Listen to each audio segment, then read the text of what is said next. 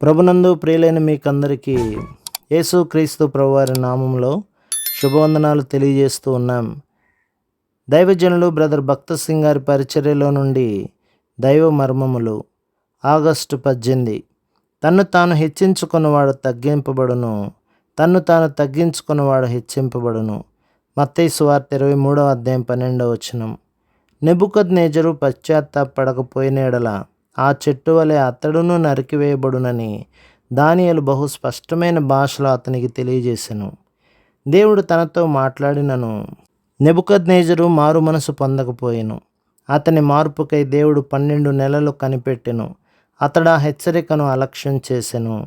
ఎంతో గర్వముగా, నా రాజ్యము, నా భవనములు, నా పనులు చూడుము అని ఈ రాజు పలికెను.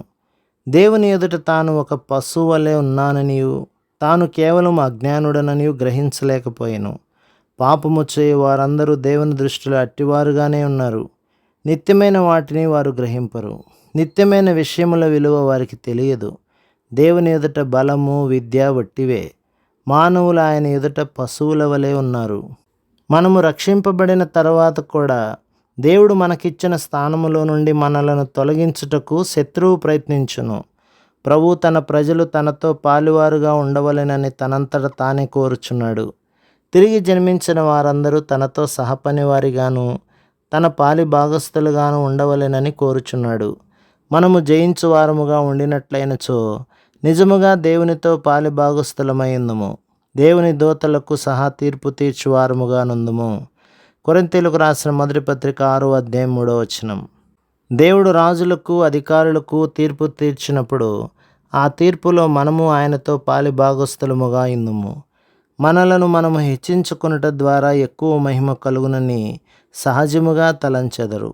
తన్ను తాను హెచ్చించుకున్నవాడు తగ్గింపబడును, తన్ను తాను తగ్గించుకున్నవాడు హెచ్చింపబడును. మత్తయి సువార్త 23:12. ఈ వాక్యము మనకు చక్కగా తెలియను.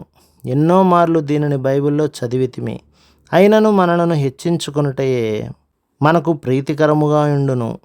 మనము ఎక్కడికి వెళ్ళినను మనలను ప్రజలు గణపరచి మనన చేయకపోయిన ఎడల నిష్ఠూరపడెదము.